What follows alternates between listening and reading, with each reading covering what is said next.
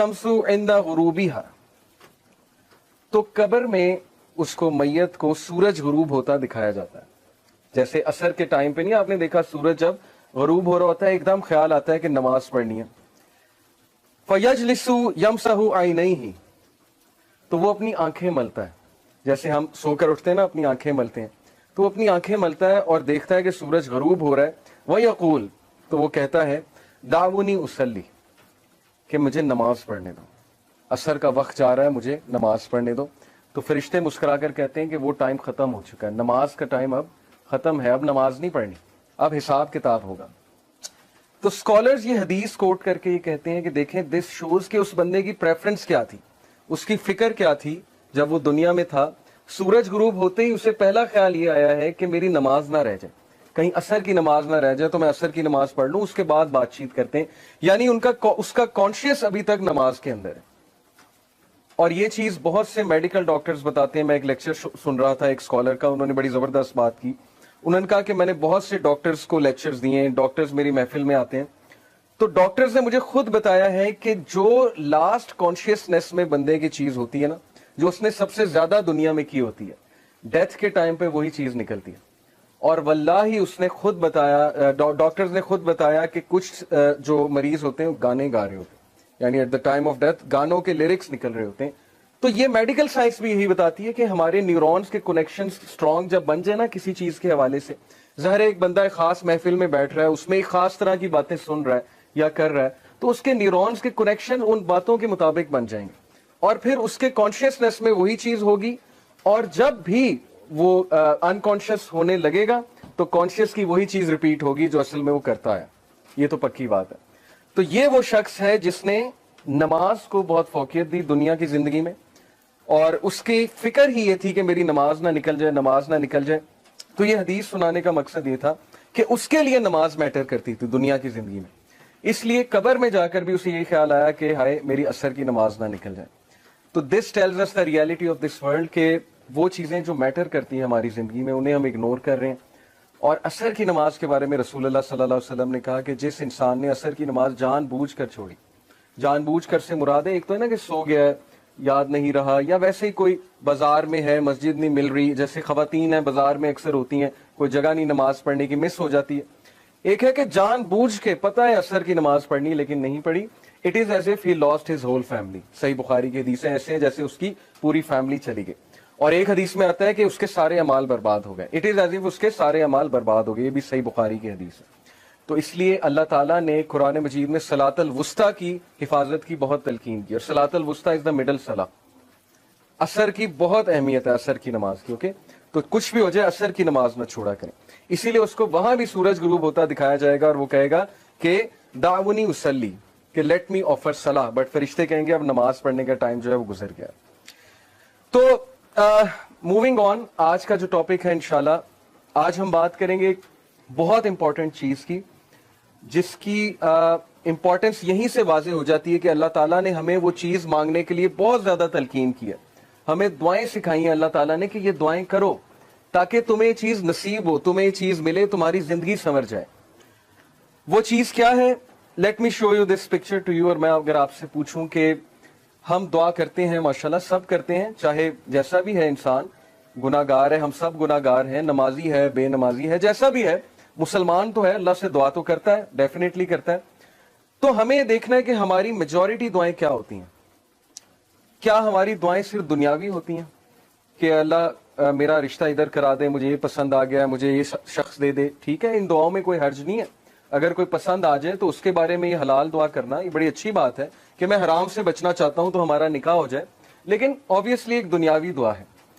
और फिर या अल्लाह मुझे जॉब दे दे, मेरी इतनी सैलरी हो जाए, या मुझे ये चीज दिला दे, या मुझे ये पोजीशन दिलवा दे, वगैरह वगैरह।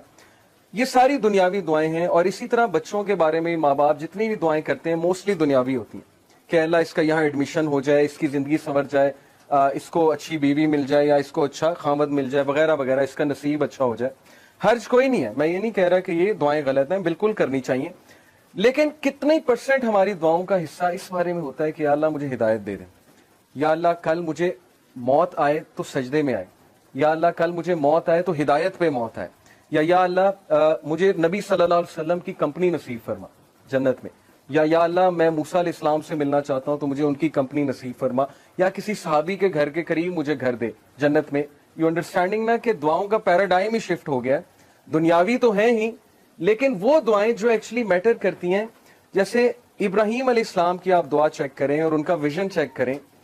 کیا مانگا اللہ سے کہ ربی جعلنی مقیم الصلاۃ ومن ذریتی ربنا وتقبل دعا ربنا اغفر لی ولوالدی وللمؤمنین یوم یقوم الحساب، کہ اے میرے رب میری اولاد کو نماز پر مقیم رکھی.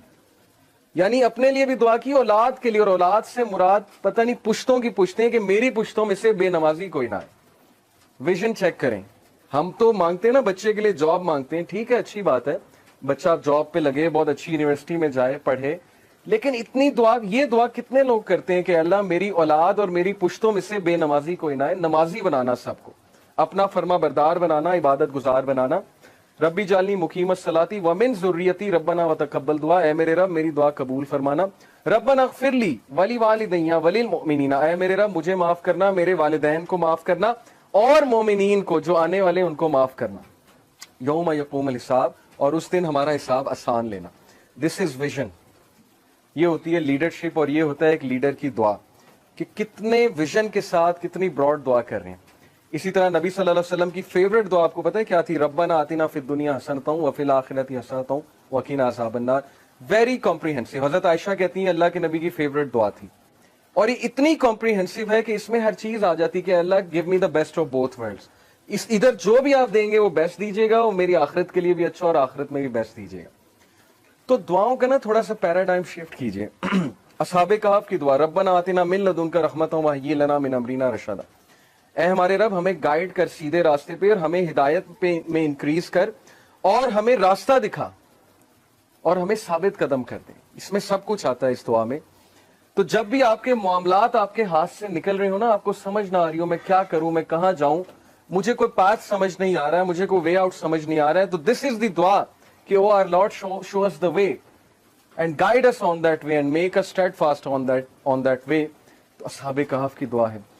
اس طرح بہت سے انبیاء کی دعا آپ کو نظر آئے گی جس میں آپ کو ویژن نظر آئے گا. موسیٰ علیہ السلام کی دعا، مٹیریلسٹک چیزیں نہیں مانگی ہیں. فرعون سے مقابلہ کرنے جا رہے ہیں، آرمی مانگ سکتے تھے، ویپنز مانگ سکتے تھے، لیکن کہا ربی اشرح لی صدری، اے میرے رب میرا سینہ کھول دے، یعنی مجھے کانفیڈنس دے، مجھے وہ ویژن دے کہ میں چیزوں کو بہت کلیئرلی دیکھ سکوں، شرح صدر دے. ویسر لی امری، اور میرے ٹاسک میں ایز کریٹ کر. ہم اللہ سے کتنی دعا کرتے ہیں کہ اللہ میں پروجیکٹ کرنے جا رہا ہوں، میں یہ چیز کرنے جا رہا ہوں، میں سفر پہ جا رہا ہوں، میرے لیے ایز کریٹ کر. یا اللہ میں خاندانی جو ہے وہ معاملہ نبھانے جا رہا ہوں، میرے لیے ایز کریٹ کر. یا میں جاب کا انٹرویو دینے جا رہا ہوں، میرے لیے ایز کریٹ کر، میرے لیے بہتری فرما اس میں. واحلل عقدۃ من لسانی یفقہوا قولی، اور میری زبان کی گرہ کھول دے، اس میں جو لکنت ہے اس کو کھول دے، اور تاکہ میں تیرے دین کی بات کر سکوں. یفقہوا قولی، میں بہت اچھے سے بات کر سکوں. واجعل لی وزیرا من اہلی ہارون اخی، اور مین پاور مانگی، ریسورسز نہیں مانگے کہ پیسے دے دیں، فوج دے دیں. کہا بس ایک بندہ دے دیں، ایک مخلص ساتھی دے دیں جو میری نبوت میں شریک ہو، ہارون میرا بھائی. اسپیسیفک ہو کے دعا کی. تو ہم نے یہ دیکھنا ہے کہ ہم کیا دعاز کر رہے ہیں. کیا ہم ہدایت مانگ رہے ہیں اللہ تعالیٰ سے؟ کیا ہم اللہ تعالیٰ سے توفیق مانگ رہے ہیں؟ کیونکہ عمر رضی اللہ عنہ نے کہا تھا کہ مجھے یہ ڈر نہیں ہے کہ میری دعا قبول ہوگی کہ نہیں، مجھے یہ ڈر ہے کہ مجھے دعا کی توفیق بھی ہوگی کہ نہیں. یہ بہت بڑی بات ہے کہ میں دعا بھی کروں گا کہ نہیں کروں گا. اصل بات یہ